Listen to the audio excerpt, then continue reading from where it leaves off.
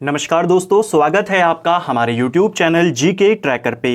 देखिए फ्रेंड्स, आज की वीडियो में हम बात करेंगे जो हमारी एक सीरीज है GK topic wise fact series, और इस सीरीज का आज हम 7वीं क्लास यहां पर कवर करेंगे। जैसा आप जानते हैं, हम जीके की टॉपिक वाइज सीरीज यहां पर कवर कर रहे हैं, जिसमें हम सभी इंपॉर्टेंट बुक्स की डीप क्लासेस, सभी फैक्ट्स को यहां पर कवर करते हैं। इसमें हम मेडिवल हिस्ट्री को यहां पर पहले कवर कर रहे हैं और आज हमारी ये 7वीं क्लास है।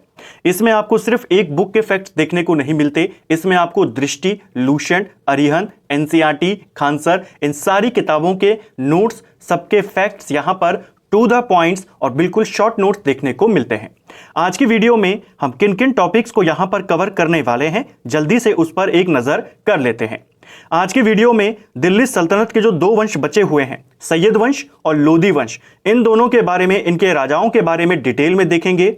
उसके बाद सल्तनत काल का जो प्रशासनिक व्यवस्था थी, जो महत्वपूर्ण अधिकारी थे, जो महत्वपूर्ण विभाग थे, कर व्यवस्था कैसी थी, सल्तनत कालीन के सिक्कों के बारे में, सैन्य प्रशासन के बारे में, स्थापत्य कला के बारे में, सल्तनत काल की शब्दावली के बारे में, और साथ में कुछ इंपॉर्टेंट तथ्यों को। तो इन सभी टॉपिक्स को इस सिंगल वीडियो में हम कवर कर जाएंगे। बिल्कुल टू द पॉइंट्स होगा, साथ साथ में अपने नोट्स बनाते हुए जरूर चलें, क्योंकि ये सिर्फ एक किताब के नोट्स नहीं है। अगर आप किसी भी किताब से इनको मैच करेंगे तो एक किताब में आपको ये सारी चीजें नहीं मिलेंगी। तो चलिए दोस्तों, आज की वीडियो को शुरू करते हैं। अगर आपने इस सीरीज के पहले के पार्ट्स को नहीं देखा है, आप उनको प्लेलिस्ट में जाके देख सकते हैं। सबसे पहले बात करेंगे सैयद वंश के बारे में। सैयद वंश दिल्ली सल्तनत पे शासन करने वाला चौथा वंश था। इसने 1414 में इसकी स्थापना होती है और 1451 तक, यानी लगभग 37 वर्षों तक सैयद वंश शासन करता है। किस वंश के बाद सैयद वंश की स्थापना हुई है? तुगलक वंश के बाद हुई है। ठीक है, तुगलकों के बारे में हमने लास्ट वीडियो में डिटेल में देखा था। सल्तनत काल में शासन करने वाला एकमात्र शिया वंश कौन है पूछा जाएगा, तो ये था सैयद वंश। ठीक है, ये एकमात्र शिया वंश था, बाकी सारे कौन थे? सुन्नी वंश थे। इस वंश का संस्थापक था खिज्र खान। ठीक है, 1414 से लेकर 1421 तक खिज्र खान दिल्ली में शासन करता है। सैयद वंश का ये संस्थापक था। जब 1398 में तैमूर लंग ने भारत पर आक्रमण किया, तो उसके आक्रमण में मदद करता है खिज्र खान। तो वापस जाते समय जो तैमूर लंग था, वो खिज्र खान को लाहौर का, दीपालपुर का, मुल्तान का सूबेदार नियुक्त कर देता है। 1414 में जब तुगलक वंश का जो अंतिम राजा था नसरुद्दीन महमूद, उसकी मृत्यु होती है। उसके बाद दिल्ली पर यह कब्जा कर लेता है और सैयद वंश की स्थापना कर देता है। ठीक है, जो सैयद वंश थे, ये स्वयं को पैगंबर मोहम्मद का वंशज मानते थे। इसको भी याद करेंगे, दिल्ली सल्तनत का कौन सा वंश खुद को पैगंबर का वंशज मानता था? सैयद वंश था।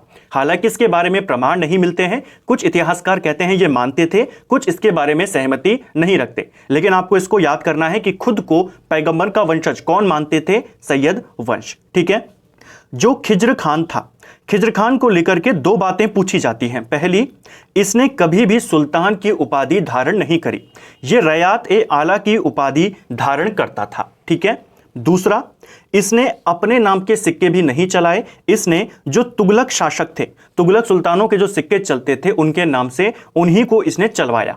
एक आपको यह याद रखना है कि सैयद वंश के किस राजा ने तुगलकों के जो राजा थे उनके नाम सिक्कों पर अंकित करवाए? वो भी खिज्र खान था। इसने सुल्तान की उपाधि कभी भी धारण नहीं करी, रयात ए आला की उपाधि ही यह धारण करता था। ठीक है, जो खिज्र खान था, जैसे हमने बोला तैमूर का सेनापति था, तैमूर ने इसे सूबेदार नियुक्त किया था, तो तैमूर के प्रतिनिधि के तौर पर यह शासन करता था, इसीलिए इसने सुल्तान की उपाधि धारण नहीं करी। तैमूर का जो बेटा था शाहरुख, ये इसको नियमित तौर पर टैक्स देता था, इसको भी याद करना है। ठीक है, खिज्र खान से आपके जो जो क्वेश्चन बनते हैं वो सब हमने यहां पर देखा। ठीक है, नोट्स बिल्कुल टू द पॉइंट है और मेरी कोशिश होती है कि मैं आपको सारी चीजें एकदम लिंक करके बताऊं, स्टोरी के माध्यम से बताऊं, ताकि आपको चीजें सिर्फ एक बार पढ़नी और इतने अच्छे से पढ़िए कि आपको दोबारा इनको रिवाइज करने की भी ज्यादा आवश्यकता नहीं होगी, चीजें रटनी नहीं पड़ेंगी, सब आपको अपने आप याद यहां पर हो जाएगा। इस वंश का दूसरा राजा था मुबारक शाह। मुबारक शाह 1421 से लेकर 1434 तक शासन यहां पर करता है। मुबारक शाह ने स्वयं को सुल्तान घोषित कर दिया था। जो इसका पिता था खिज्र खान, उसने सुल्तान नहीं घोषित किया। अगर क्वेश्चन बन जाए सैयद वंश का पहला राजा जिसने खुद को सुल्तान किया, तो खिज्र खान को नहीं करेंगे, मुबारक शाह को करेंगे, और ये इस वंश का सबसे प्रतापी राजा था। ठीक है, शाह की उपाधि इसने धारण करी, स्वयं को सुल्तान इसने घोषित किया। जो तैमूर का बेटा था शाहरुख, जिसको इसका बाप खिज्र खान टैक्स देता था, इसने वो टैक्स देना भी बंद कर दिया। ठीक है, इसने अपने नाम का खुतबा पढ़वाया और इसने अपने नाम के सिक्के जारी किए। जो तुगलक राजाओं के सिक्के चलते थे वो इसने बंद करवा दिए और अपने नाम के सिक्के इसने जारी किए, उनमें अपने नाम इसने अंकित करवाया। ठीक है, 1443 में यमुना नदी के तट पर मुबारकाबाद नगर की स्थापना इसने करी। ये भी काफी इंपॉर्टेंट क्वेश्चन है, क्योंकि हम जानते हैं कि मुबारक शाह खिलजी वंश में भी आता है। ये मुबारक शाह है, ये सैयद वंश का है। जो मुबारकाबाद है इसकी स्थापना यही मुबारक शाह करता है, 1433 में करता है, यमुना नदी के तट पर। यह नगर बहुत बार पेपर में पूछा गया है। सबसे इंपॉर्टेंट क्वेश्चन जो मुबारक शाह को लेकर पूछा जाता है, इसका एक दरबारी था जिसका नाम था यहिया बिन अहमद सरहिंदी। ये क्वेश्चन बनता है, इसको संरक्षण किसने प्रदान किया था? इसको संरक्षण मुबारक शाह ने दिया था, और इसी की रचना है इसके ऊपर तारीख ए मुबारक शाही। तो ये रचना किसके ऊपर है? सैयद वंश का जो राजा है मुबारक शाह, उसके ऊपर है। और किसने लिखा है? यहिया बिन अहमद सरहिंदी ने इस रचना को लिखा है। ठीक है, मुबारक शाह के बाद राजा बना मोहम्मद शाह, 1434 से लेकर 1443 तक बना। यह मुबारक शाह का दत्तक पुत्र था। देखिए, मुबारक शाह का एक भाई था जिसका नाम था फरीद खान। ठीक है, इसी फरीद खान का बेटा था मोहम्मद शाह, जिसको मुबारक शाह ने गोद लिया था, और मुबारक शाह के बाद यही राजा बनता है। इसके काल में वास्तविक जो शक्ति होती थी, सर्वमुल्क नाम का एक वजीर था, इसके हाथों में होती थी।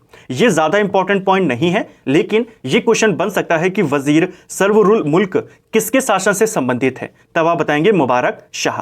ठीक है, मोहम्मद शाह। ठीक है, मोहम्मद शाह ने बहलोल को अपने पुत्र कहकर पुकारा था और उसे खान ए खाना की उपाधि दी थी।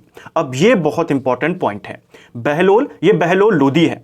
मोहम्मद शाह के शासन काल में जो बहलोल था, यह एक अफगानी था, क्योंकि आप जानते हैं दिल्ली पर पहले अफगान वंश की स्थापना यही करेगा।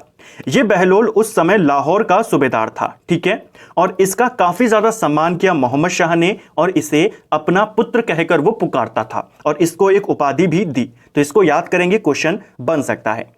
बाद में जब सैयद वंश कमजोर होता है, यही बहलोल अपने हाथों में सत्ता को ले लेता है और लोदी वंश की स्थापना कर देता है। ठीक है, इसके बाद राजा बना अलाउद्दीन आलम शाह। इसको लेकर सिर्फ एक क्वेश्चन बनता है, सैयद वंश का अंतिम शासक कौन था? तो वो था अलाउद्दीन आलम शाह। ये सैयद वंश का अंतिम राजा था।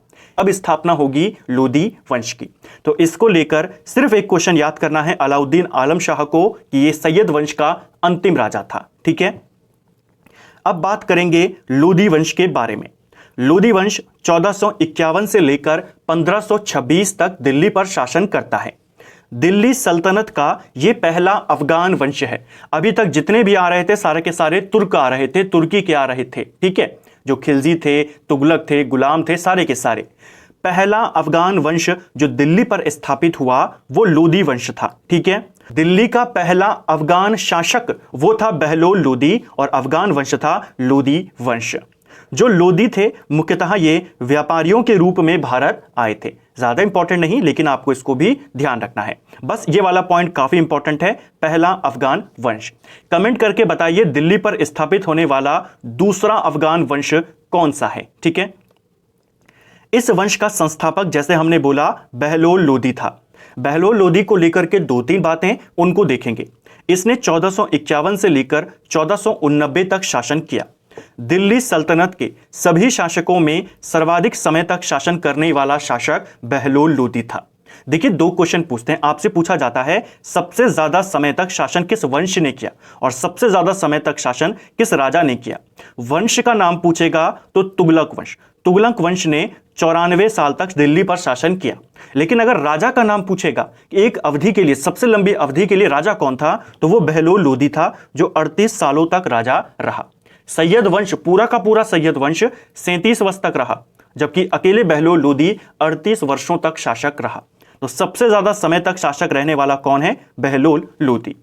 बहलोल लोदी सिंहासन पर नहीं बैठता था, यह अपने दरबारियों के बीच बैठा करता था। इसको भी क्वेश्चन पेपर में पूछा गया है कि इनमें से कौन सा सुल्तान सिंहासन पर ना बैठकर दरबारियों के बीच बैठता था? बहलोल लोदी। ठीक है, ये अपने सरदारों को मकसद ए अली कहकर पुकारता था और जब इसके सरदार खड़े रहते थे तो ये भी उनके साथ खड़ा रहता था। इसको भी याद करना है। ठीक है, जौनपुर के शासक हुसैन शाह को इसने पराजित किया था। जो बहलोल लोदी था, इसके शासनकाल में जौनपुर में हुसैन शाह का शासन था। दिल्ली सल्तनत से यह अलग हो चुका था जौनपुर।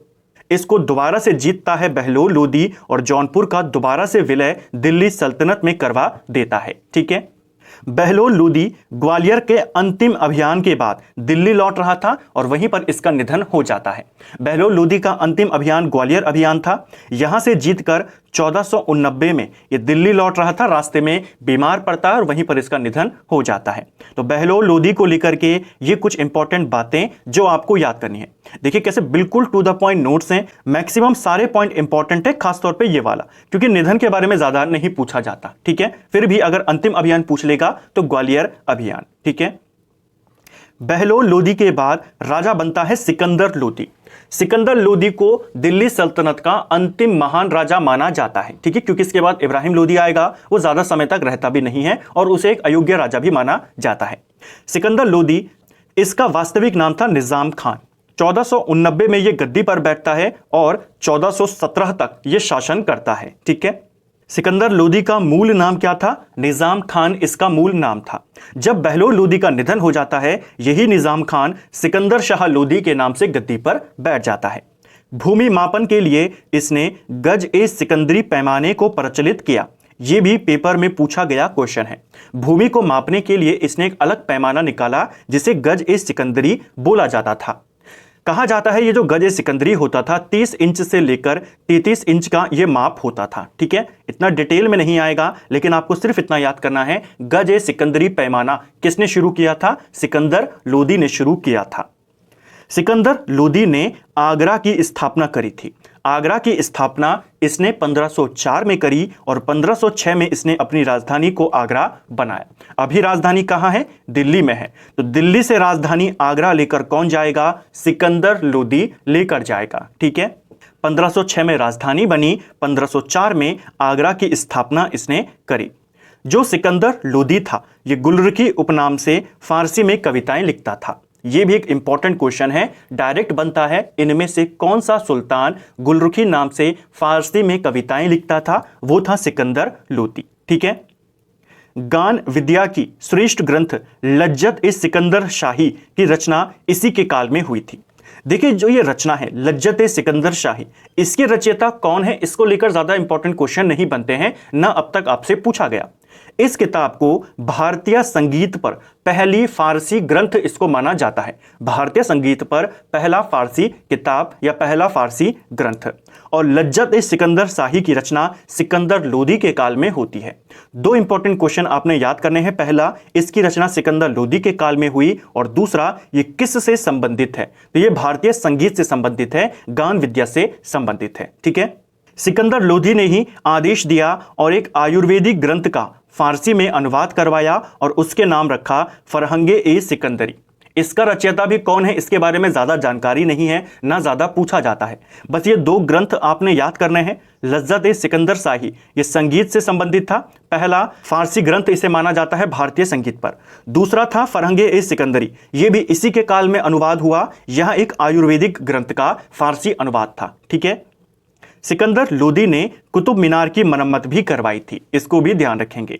सिकंदर लोदी ने मुहर्रम पर ताजिया निकालना बंद करवा दिया था, इसको भी ध्यान रखना है। ठीक है, मुहर्रम के अवसर पे ताजिया निकलवाना इसने बंद कर दिया था। जो मुस्लिम महिलाएं थीं उनको पीरों पर, संतों की मज़ार पर जाने से इसने प्रतिबंध लगा दिया था।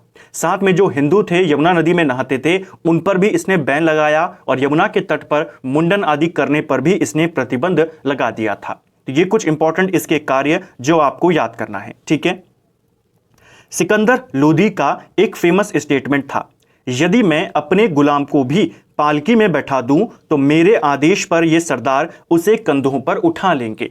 तो ये कथन किसने कहा था कि अगर मैं किसी को भी पालकी में बैठा दूं तो जो ये मेरे सरदार हैं ये उसको भी उठा लेंगे, उसको भी सम्मान देंगे। ये कहा था सिकंदर लोदी ने। इस स्टेटमेंट को भी आपने याद करना है। सिकंदर लोदी की मृत्यु 1517 में हो जाती है। ठीक है, तो सिकंदर लोदी को लेकर के हमने कई सारे इंपॉर्टेंट फैक्ट्स को यहां पर देखा और बिल्कुल टू द पॉइंट्स यहां पर देखा। ठीक है, अगला और अंतिम राजा था लोदी वंश का, यह था इब्राहिम लोदी। सिकंदर लोदी का पुत्र था। 1517 से लेकर 1526 तक यह दिल्ली का सुल्तान रहा।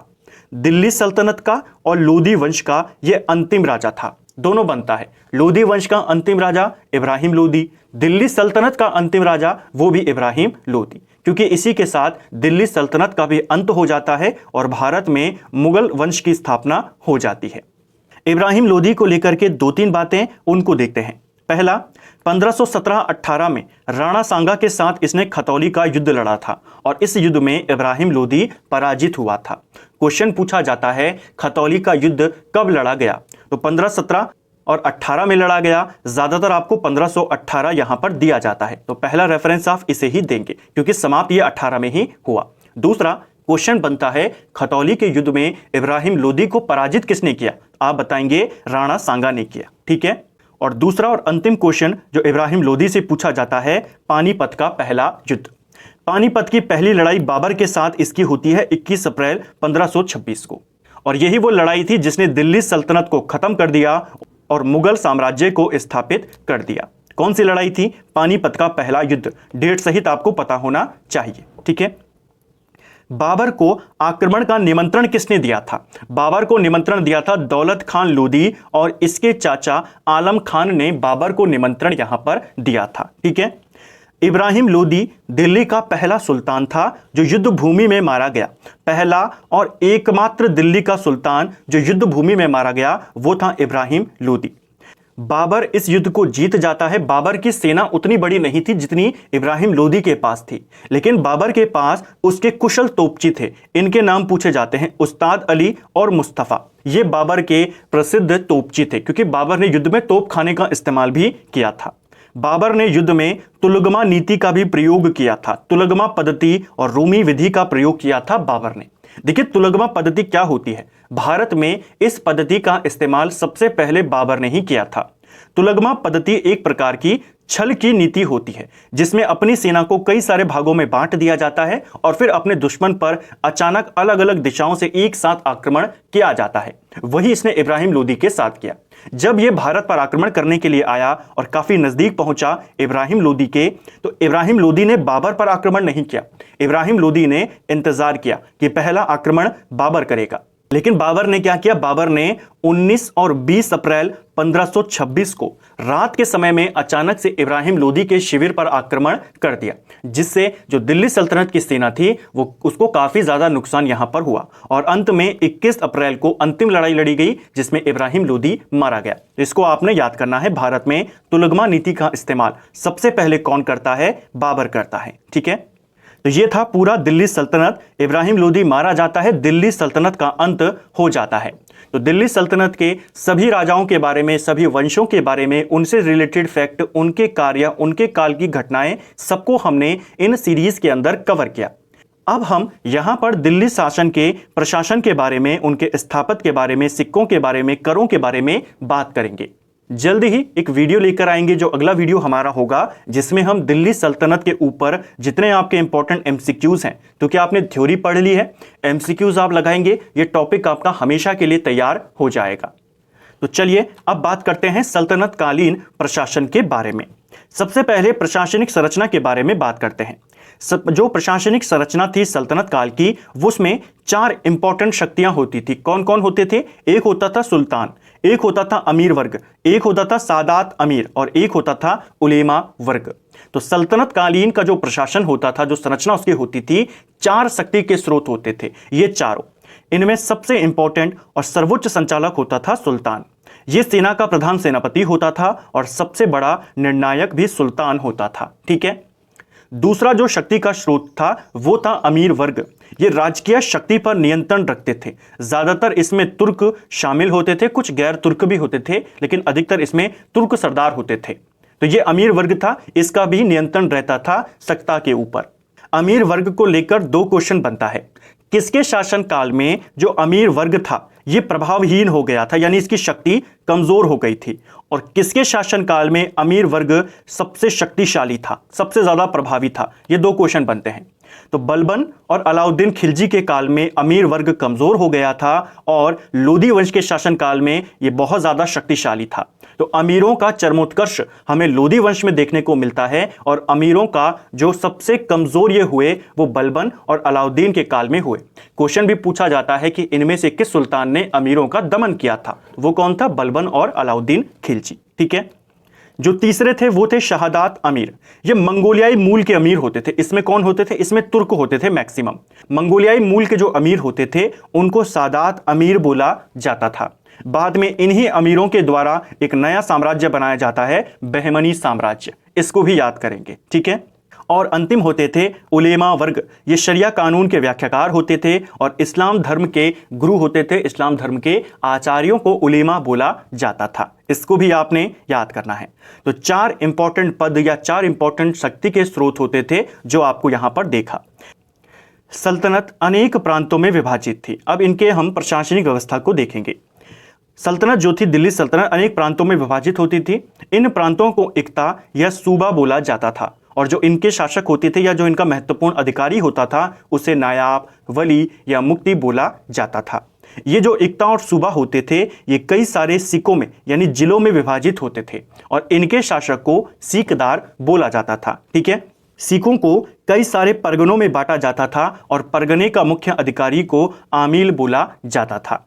एक शहर या 100 गांव के शासन की देखरेख करता था, उसे अमीर ए सदा बोला जाता था। जो अमीर ए सदा होता था 100 गांवों का शासन देखने वाला अधिकारी होता था और गांव दिल्ली सल्तनत की शासन की सबसे छोटी इकाई थी।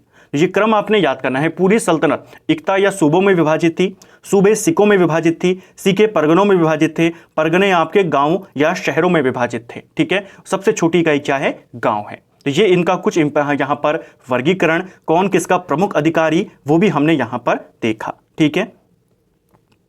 अगला है सल्तनत काल के महत्वपूर्ण अधिकारी।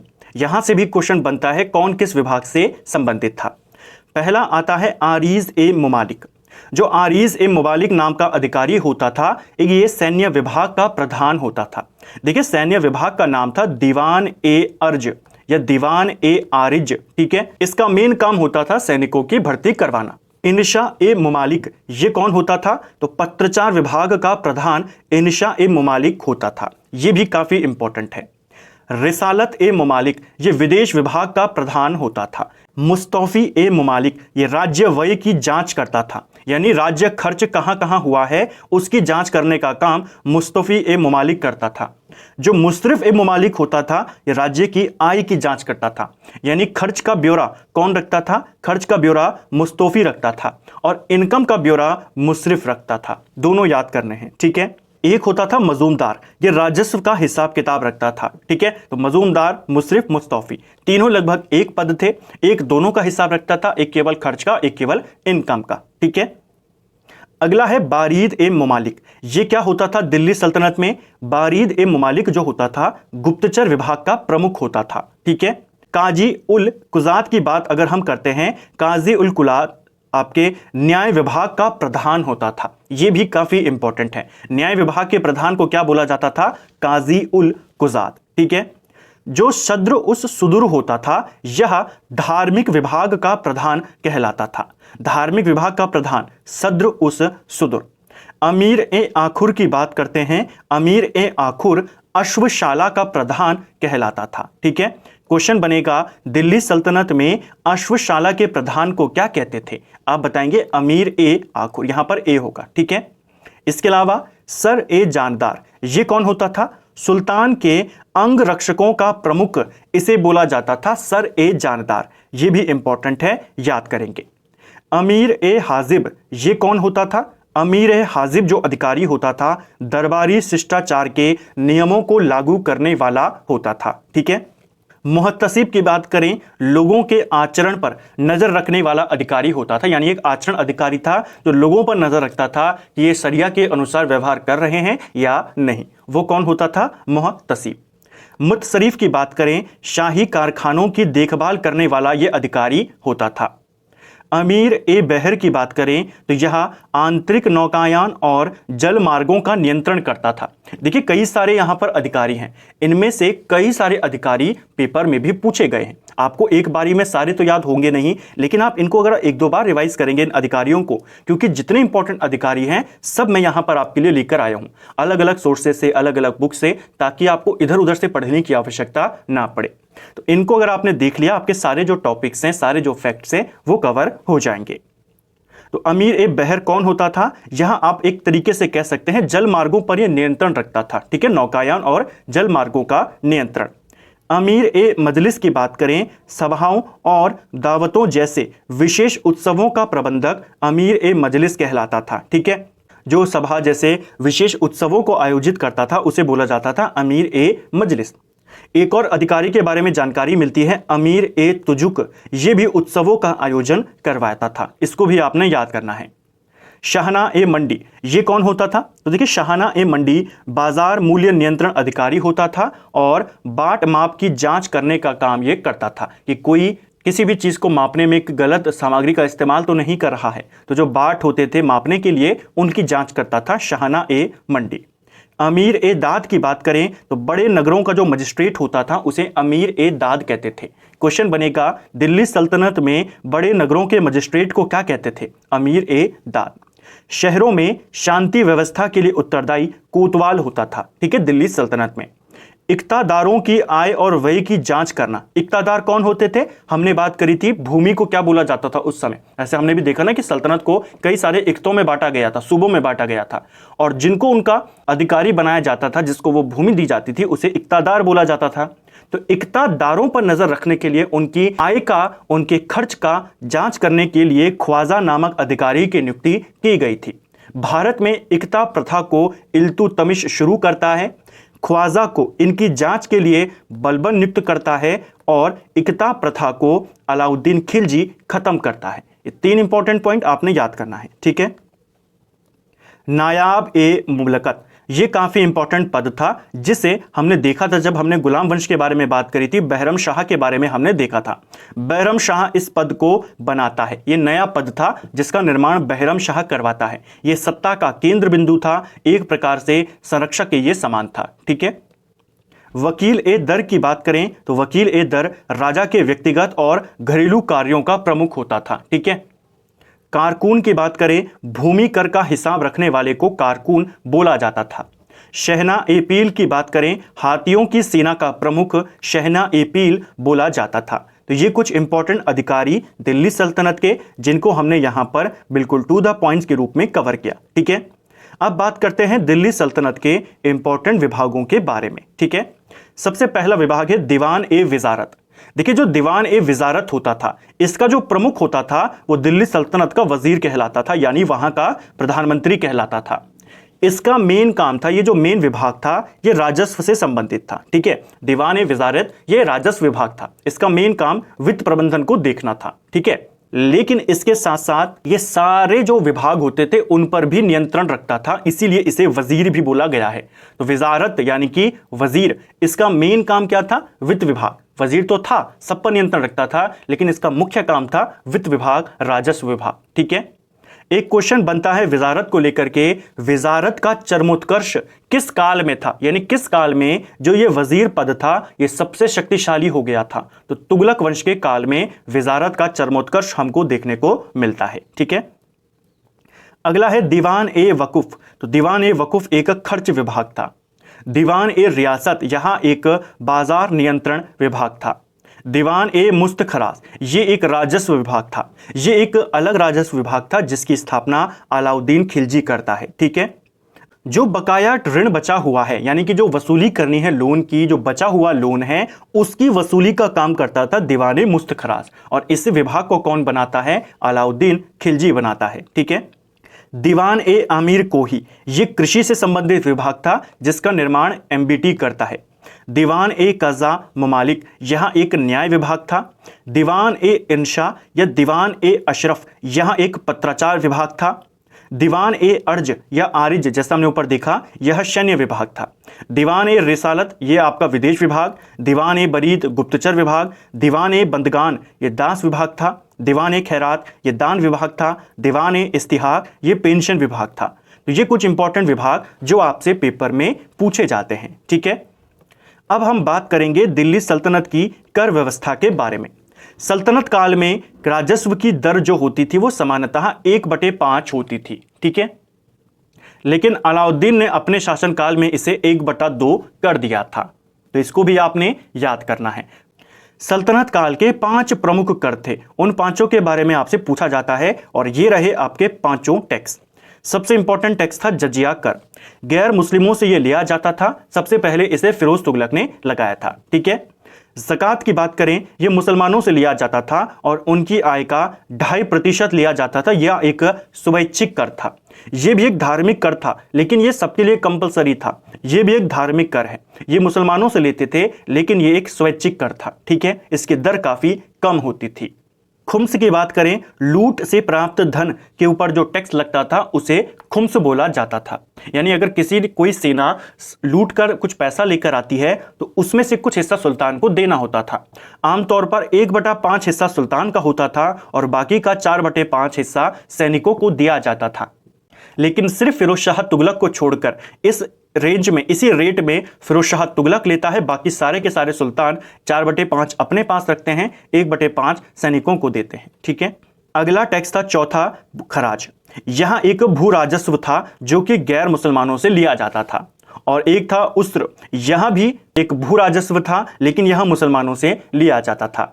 तो ये वाला खराज और उस्र दोनों एक जैसे हैं। जजिया और जकात दोनों एक जैसे हैं, बस फर्क इतना है, जो खराज था गैर मुस्लिमों से था, उस्र मुसलमानों से था। इसी प्रकार जजिया गैर मुस्लिमों से था और जकात मुस्लिमों से था। ठीक है, तो ये 5 कर है, इनके बारे में आपको पता होना चाहिए। आप चाहें तो इसको नोट डाउन कर सकते हैं या स्क्रीनशॉट भी ले सकते हैं। जल्द आपको इन सभी की PDF हमारे टेलीग्राम चैनल पर मिल जाएंगे।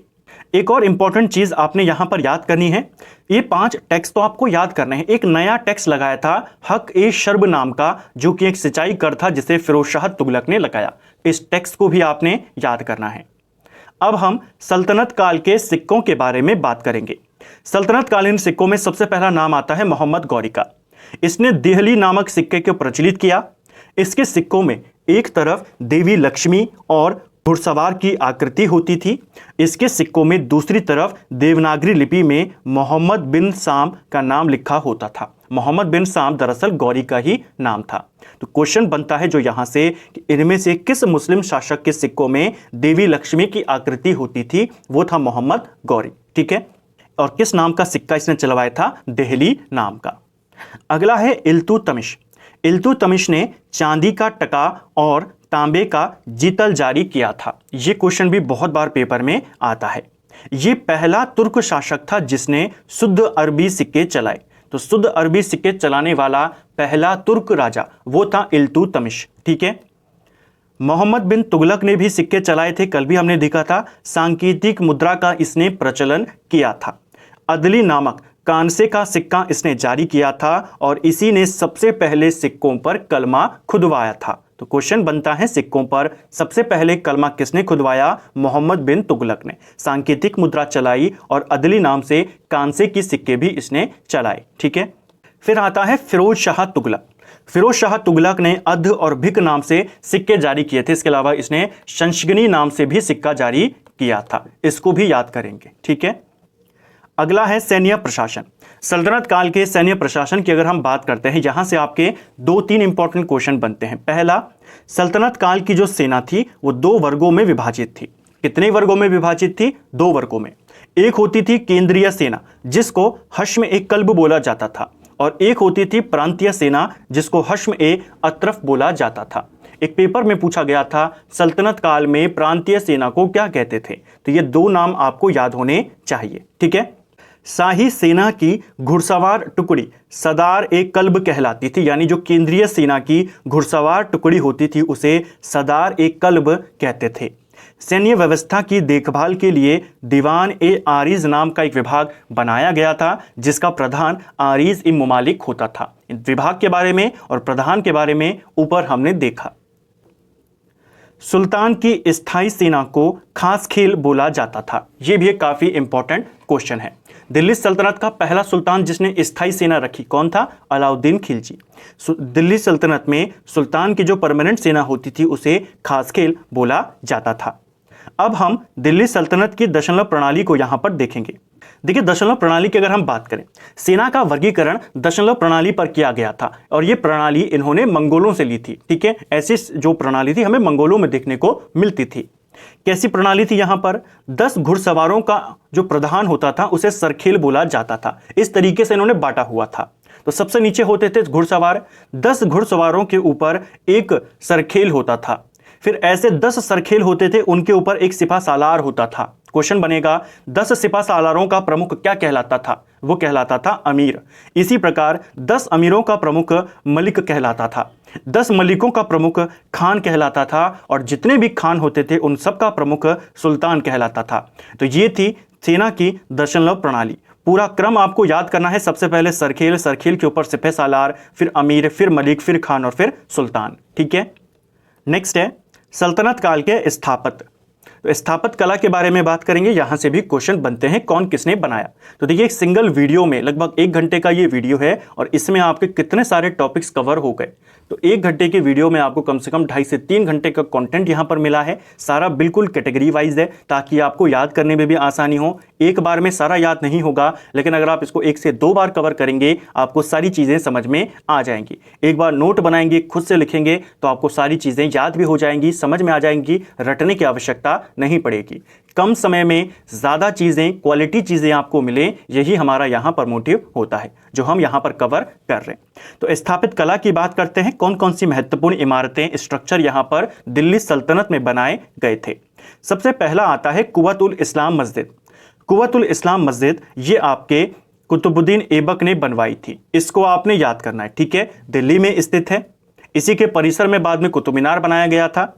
तो कुव्वत उल इस्लाम मस्जिद किसने बनाई है? कुतुबुद्दीन ऐबक ने बनवाई है। भारतीय इस्लामिक शैली में निर्मित पहला स्थापत्य माना जाता है कुव्वत उल इस्लाम मस्जिद को। ठीक है, इसके बाद आता है अढ़ाई दिन का झोपड़ा। अढ़ाई दिन का झोपड़ा कुतुबुद्दीन ऐबक ने बनवाया और यह आपके अजमेर में है और इसकी दीवारों पर हरीखेल नाटक के अंश हमें देखने को मिलते हैं। तो कुव्वत उल इस्लाम और अढ़ाई दिन का झोपड़ा ये दोनों कुतुबुद्दीन ऐबक ने बनाए। जो मस्जिद है वो आपकी दिल्ली में है, जो झोपड़ा है वो अजमेर में है। ठीक है, इसके बाद आता है कुतुब मीनार। कुतुब मीनार आप जानते हैं ऐबक शुरू करवाता है, लेकिन पूरा इसे इल्तुतमिश करवाता है। उसके बाद फिरोज शाह तुगलक आता है जो इसकी 5वीं मंजिल का निर्माण करवाता है और उसके बाद सिकंदर लोदी आता है जो इसकी मरम्मत करवाता है। अगला है सुल्तान गढ़ी का मकबरा। यहां से आपके काफी इंपॉर्टेंट स्ट्रक्चर है, क्योंकि ऊपर जो हमने देखे सारे फेमस हैं। अब यहां से इंपॉर्टेंट आते हैं। सुल्तान गढ़ी का मकबरा तुर्कों के द्वारा भारत में निर्मित पहला मकबरा इसे माना जाता है।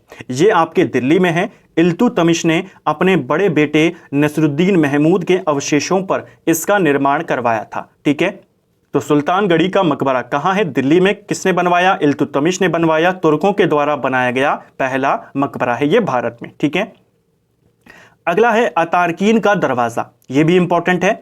अतारकीन का दरवाजा आपके राजस्थान के नागौर में है। इसका निर्माण इल्तुतमिश ने करवाया था और इसी अतारकीन के दरवाजे को प्रेरणा स्रोत माना जाता है बुलंद दरवाजे का। माना जाता है कि इसी के जैसा एक दरवाजा बनाना चाहता था अकबर और फिर उसने फतेहपुर सीकरी में बुलंद दरवाजे का निर्माण करवाया। तो क्वेश्चन बन सकता है हौज ए शमसी ईदगाह, इसका निर्माण भी इल्तुतमिश ने करवाया और ये आपके बंदायूं में स्थित है। ठीक है, हौज ए शमसी ईदगाह। इसके अलावा दिल्ली में एक बावली है गंधक की बावली। इसका निर्माण भी किसने करवाया है? इसका निर्माण भी इल्तुतमिश ने करवाया। ये दिल्ली के महरौली में स्थित है। ठीक है, अगला है बलबन का मकबरा। बलबन के मकबरे का निर्माण बलबन ने ही करवाया था और विशुद्ध इस्लामिक शैली से बना ये भारत का पहला मकबरा है। इसको याद करना है, बहुत बार क्वेश्चन बनता है। इसके अलावा बलबन ने दिल्ली में लाल महल का निर्माण भी करवाया था। ठीक है, अगला है अलाई दरवाजा। अलाई दरवाजे का निर्माण अलाउद्दीन खिलजी ने करवाया था। यह कुव्वतुल इस्लाम मस्जिद का दक्षिणी प्रवेश द्वार है। जैसा हमने बोला, जो कुव्वतुल इस्लाम मस्जिद है कहाँ है? कुतुब मीनार परिसर में है, तो इसीलिए इसको अलाई दरवाजे को इस मस्जिद का भी प्रवेश द्वार माना जाता है और कुतुब मीनार का प्रवेश द्वार भी इसे ही बोला जाता है। ठीक है, इसे अलाउद्दीन बनाता है 1311 में। पहली बार घोड़े की नाल की आकृति में मेहराब का प्रयोग इसी में किया गया था, अलाई दरवाजे में। इसको भी याद करना है। ठीक है, जमात खाना मस्जिद, इसका निर्माण अलाउद्दीन खिलजी करवाता है, दिल्ली में है। सीरी का किला, जिसे दूसरी दिल्ली बोला जाता है, इसका निर्माण भी अलाउद्दीन खिलजी करवाता है। ऊखा मस्जिद की बात करें, ऊखा मस्जिद आपके राजस्थान में है, इसका निर्माण मुबारक शाह खिलजी करवाता है। तुगलकाबाद दिल्ली में है, गयासुद्दीन तुगलक इसको बनवाता है। ठीक है, और यहीं पर एक किले का निर्माण भी करवाता है जिसे 56 कोट का किला कहते हैं। गयासुद्दीन का मकबरा, इसका निर्माण गयासुद्दीन तुगलक खुद करवाता है और यह आपका पंचकोण में बना हुआ है, पंचकोणिया है, दिल्ली में स्थित है। आदिलाबाद का किला, इसका निर्माण करवाता है मोहम्मद बिन तुगलक। ठीक है, आदिलाबाद का किला ये भी आपके दिल्ली में है और इस किले को मोहम्मदाबाद किले के नाम से भी जाना जाता है, इसको भी ध्यान रखेंगे। ठीक है, अगली है काली मस्जिद। काली मस्जिद दिल्ली में है और इसका निर्माण फिरोज शाह तुगलक करवाता है। मोठ मस्जिद ये भी दिल्ली में है और इसका निर्माण सिकंदर लोदी करवाता है। तो ये कुछ इंपॉर्टेंट यहां पर स्थापित कला दिल्ली सल्तनत के जो हमने कवर किए। अगली है अब सल्तनत कालीन शब्दावली। कई बार आपने देखा होगा क्वेश्चन पूछ लेता है सल्तनत काल में मज़ाहत क्या था, बटाई क्या था, मिल्क क्या था, सदका क्या था, इस तरीके से। तो कुछ इंपॉर्टेंट शब्दावली है, उनको देखेंगे, विविध तथ्यों को कवर करेंगे, फिर आपका पूरा दिल्ली सल्तनत कवर हो जाएगा। सबसे पहला शब्द आता है सदका। देखिए, जो धार्मिक कर लगते थे दिल्ली सल्तनत में, जैसे जजिया हो गया, ज़कात हो गया, इन धार्मिक करों को सदका बोला जाता था। ठीक है, मसाहत की बात करें तो भूमि की पैमाइश इसको बोला जाता था। भूमि की पैमाइश की एक तरीका था, एक विधि थी जिसको मसाहत बोला जाता था। अलाउद्दीन खिलजी ने इसकी शुरुआत करी थी। अगला शब्द है बटाई। वास्तविक उपज में से राज्य को जो हिस्सा दिया जाता था उसे बटाई बोला जाता था। ठीक है, मुख्ताई की बात करें, लगान निर्धारण की एक मिश्रित प्रणाली थी मुख्ताई। यह बाट प्रणाली पर आधारित होती थी। ठीक है, तो लगान निर्धारित करने की एक विधि थी मुख्ताई। ठीक है, मिल्क की बात करें, विद्वानों को धार्मिक कार्यों के लिए प्रदान की जाने वाली भूमि, उसको क्या बोलते थे? उसे मिल्क बोलते थे। क्वेश्चन बनेगा, दिल्ली सल्तनत में विद्वानों को धार्मिक कार्य के लिए जो भूमि दी जाती थी उसे क्या कहते हैं? उसे मिल्क कहते हैं। इसी से मिलता जुलता है वक्फ। यह भी वही है, धार्मिक कार्यों के लिए कोई धन या संपत्ति को फिक्स कर दिया जाता था कि इस संपत्ति का इस्तेमाल, इस भूमि का इस्तेमाल केवल धार्मिक कार्यों के लिए होगा, उसे वक्फ बोला जाता था। ठीक है, दोनों लगभग एक ही है, कहीं पर मिल्क बोला जाता है, कहीं पर वक्फ बोला जाता था। इसके अलावा अगला है इदरार। इदरार की बात करें, विद्वानों और धार्मिक लोगों को दी जाने वाली आर्थिक सहायता, उसे बोला जाता था इदरात। मेमार की बात करें, इमारतों का निर्माण करने वाले को मेमार बोला जाता था। अबवाब की बात करें, अबवाब होता था अतिरिक्त या गौण कर, यानी जो एक्स्ट्रा टैक्स लगाए जाते थे। जैसे अलाउद्दीन खिलजी अपने शासनकाल में गरी कर, चराई कर लगाता है, फिरोज शाह तुगलक सिंचाई कर लगाता है, हक ए सर्ब, ये सब क्या थे? इन एक्स्ट्रा टैक्सों को अबवाब टैक्स बोला जाता था। ठीक है, खिदमती, पराजित राजाओं से लिया जाने वाला पैसा, राजस्व या टैक्स, उसको बोला जाता था खिदमती। महसूल की बात करें, भू राजस्व का अनुमान लगाने की एक विधि थी। तरकात की बात करें, बलबन द्वारा इक्तेदारों से जब्त भूमि। तो देखिए, बलबन ने इक्तेदारों की जांच के लिए ख्वाजा नामक अधिकारी नियुक्त किया था। तो जो इक्तेदार गलत पाए जाते थे उनकी भूमि को जब्त किया जाता था और उस भूमि को तरकात बोला जाता था। ठीक है, इकता ए तमलिक, ऐसी बंजर भूमि जिसमें खाने पाई जाती थी, यानी कि जो माइंस वाली भूमि होती थी, जो बंजर भूमि है और माइंस यहां पर पाई गई हैं, उसे इकता ए तमलिक बोला जाता था। और अंतिम है यहां पर फवाजिल। इक्तेदारों द्वारा सरकारी खजाने में जमा की जाने वाली अतिरिक्त राशि को फवाजिल बोला जाता था। तो ये दिल्ली सल्तनत की कुछ इंपॉर्टेंट शब्दावली जो हमने यहां पर कवर करी। अब कुछ विविध तथ्य हैं, इनको देखेंगे, फिर आपका पूरा दिल्ली सल्तनत कवर हो जाएगा। ग्राम स्तर पर भू राजस्व का सर्वोच्च अधिकारी कौन होता था? तो ग्राम स्तर पर भू राजस्व का सर्वोच्च अधिकारी चौधरी होता था। ठीक है, ग्राम दिल्ली सल्तनत की सबसे छोटी प्रशासनिक इकाई को कहते थे। बगदाद के खलीफा का नाम सबसे पहले किस सुल्तान के सिक्कों पर अंकित हुआ? तो ये हुआ अलाउद्दीन मसूद शाह के सिक्कों पर। सल्तनत काल में मंत्री परिषद को क्या कहा जाता था? तो सल्तनत काल में मंत्री परिषद को मजलिस ए खलवत बोला जाता था। सल्तनत काल में बारूद की मदद से गोला फेंकने वाली मशीन को क्या बोलते थे? तो बारूद की मदद से गोला फेंकने वाली मशीन को मंगलिक या अरद बोला जाता था।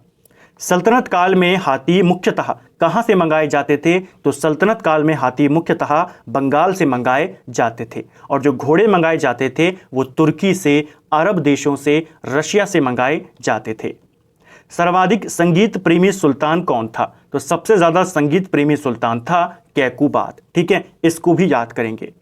भारतीय शास्त्रीय संगीत पर लिखी पुस्तक राग दर्पण का फारसी में अनुवाद किसने करवाया? ये करवाया फिरोज तुगलक के काल में। ठीक है, गयासुद्दीन तुगलक ने संगीत पर प्रतिबंध लगाया था। इसको भी आपने याद करना है। जो गयासुद्दीन तुगलक था, इसने संगीत के ऊपर प्रतिबंध लगाया था। ठीक है, तो फ्रेंड्स, ये था हमारा पूरा दिल्ली सल्तनत का जो बचा हुआ पार्ट था, हमने सिंगल वीडियो में कवर किया। एक वीडियो में हमने कई सारे टॉपिक्स को यहाँ पर कवर किया, जिससे आपका समय भी बचे, कम समय में आपको ज़्यादा चीज़ें प्रोवाइड हों, ताकि आप इनका अपने हिसाब से नोट्स बना सकें और एग्जाम से पहले अपने सिलेबस को कवर कर सकें।